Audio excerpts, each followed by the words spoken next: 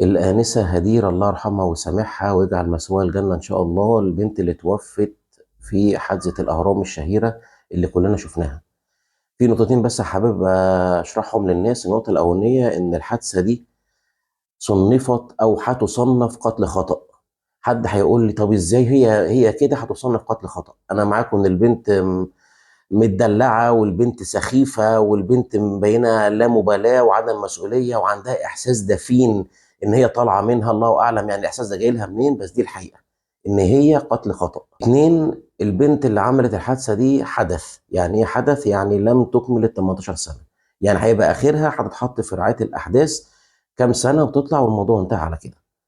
انا بس اللي بطالبه اعضاء مجلس النواب المحترمين، بطلب من حضراتهم لو يعني يناقشوا مشروع قانون نقلل السن ده شويه، لان 18 سنه ما ينفعش.